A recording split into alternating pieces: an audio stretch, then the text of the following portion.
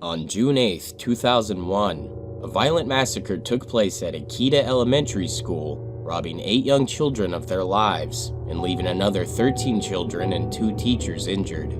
Ikeda Elementary is a school for privileged children in a well-off suburb of Osaka. Because of the school's prestige, no one expected the horrible event that would make Japanese society question how safe their schools were.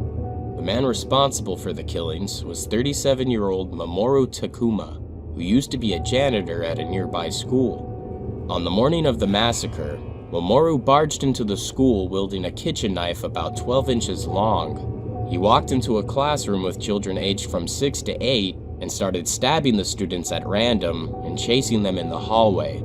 Children were stabbed in their backs, their torsos, and their throats. One girl died from injuries to her chest and windpipe. Tetsuro Kobayashi, one of the surgeons who treated the victims, commented on the brutal and indiscriminate nature of the attack. They were stabbed in the neck with brute force and died instantly. It was clear from their wounds that the man did not hesitate, said Kobayashi. A girl named Maki Sakai, a second-year student, was stabbed 4 times. She made her way 190 feet down a school corridor before collapsing from blood loss, leaving a bloody handprint on the wall. An announcement over the speakers sent panicked children in the school running for their lives. Some of the injured children fell underneath the other kids trying to get out, leaving bloodstains on stairs and walls.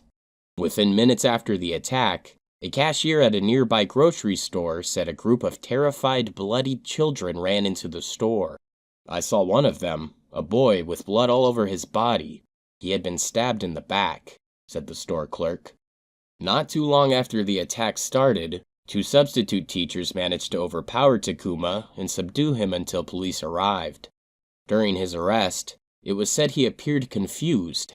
At first, he repeated, "I went to the elementary school," and then he said, "I went to the train station and stabbed 100 people with my knife. I did not go to the elementary school." Later, when he was interrogated, he said, "Anything and everything has become unbearable. Time and time again I tried to kill myself, but I could not do it. I wanted to be arrested and get the death sentence." In court he stated that he was tired of everything and just wanted to be put to death as fast as possible. At one point, he strongly denied having been at the school. He told his lawyer, "I heard a voice in my head telling me to die. Someone attacked and injured me in front of Hankyo Station, and I resisted with a kitchen knife." On July 18th, he reverted back to his original story, stating, "I thought I would certainly be sentenced to die if I killed many children of the elite and intelligent. I had a variety of reasons for targeting the school," he told a hearing at the Osaka District Court. "One of them is that I wanted the public to know that even clever children of wealthy families can be killed in 5 or 6 seconds. He also acted unremorseful. During the 20-month trial, he insulted the devastated family members, saying things like he could have killed more children if he had attacked a kindergarten, and I should have used gasoline so I could have killed more than I did. Through the whole trial process, he showed contempt for the court. On August 28, 2003, the day of his sentencing, he was thrown out of the court when he continued to verbally attack the victims and the families. Before being thrown out, Mamoru said, "Let me say my last words. I'm going to die anyway." But the judge refused and had him removed. He could no longer tolerate Mamoru's hatefulness toward the bereaved parents and victims. Mamoru didn't even get to hear his sentence to death by hanging. Though he never apologized for the attack, he told his lawyer that he was moved when he faced the parents in court. At the beginning of the trial, his competence to stand trial was evaluated. He was believed to be insane and possibly schizophrenic from a past assessment taken from a psychiatrist as a result from another crime. But the psychiatrist who evaluated Mamoru for the trial said otherwise. The judge said the 2 psychiatric evaluations that found Takuma to be mentally competent were highly dependable. In the mental tests, experts concluded that Takuma suffers from a personality disorder and an antisocial disorder, but not schizophrenia. The defendant was fully aware of the illegality and gravity of his conduct, the judge said. describing the crime as one of the most heinous and grave cases in Japan's criminal history. Mamoru had a long history of violent and psychological episodes before he attacked the elementary school. In his younger years, he fatally set cats on fire. In his second year of high school, he attacked his teacher, then ran away for several months. He became a high school dropout and got into a fight with his father, who disowned him. He joined the Air Self-Defense Force, but was kicked out for having sex with a minor. His mother at one point was institutionalized, and his brother committed suicide. In 1984, he raped a woman and was sentenced to 3 years in prison. In 1998, he assaulted a woman over the smell of her perfume.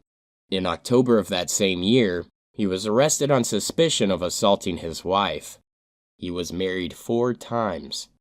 In March 1999, while he worked as a school janitor, he dissolved his prescribed tranquilizers called temazepam into the tea being served in the teacher's lounge, sending 4 people to the hospital. This is when he was sent to the hospital and diagnosed with schizophrenia. After 1 month's treatment, he was judged to be capable of taking care of himself. That following November, he was arrested on suspicion of entering a private home, but charges were dropped. In the year 2000, he was fired from his job as a taxi driver for assaulting a hotel bellboy and breaking his nose in Osaka. In May 2001, he committed himself to a hospital for depression, but left after 1 day and never went back. The day he attacked the children and teachers on June 8, 2001, was the day he was supposed to go to a hearing concerning the bellboy he attacked. He claimed to have taken 10 times the amount of tranquilizers he was supposed to, but when a medical analysis was done, no trace of the prescribed tranquilizers were found in his body. He was also financially desperate at the time of the murders. He had been unemployed since the bellboy incident and was about to lose his car and apartment. After the sentence in August 28, 2003, it only took a year for him to be hanged. Compared to most death row inmates in Japan, the process from the time of his sentence to his execution was very fast. He had a glass of juice and a cigarette and caused no trouble at the time of death. According to a guard, he died well. Lawmakers are now looking at what can be reformed to keep mentally ill or violent people from doing things like this again so easily. Teachers are now being enrolled in self-defense classes and armed with weapons such as tear gas canisters and piercing noise alarms. They also practice massacre drills. In one bizarre incident, a school carried out a massacre drill involving a male teacher bursting into a 5th grade classroom wearing a mask and carrying an iron rod. One child was so traumatized by the experience, she could not stop vomiting and had to be hospitalized. The Osaka school principal said at a memorial what was on the minds of many. "We remember you leading a cheerful and lively school life. We are deeply sorry we couldn't protect you."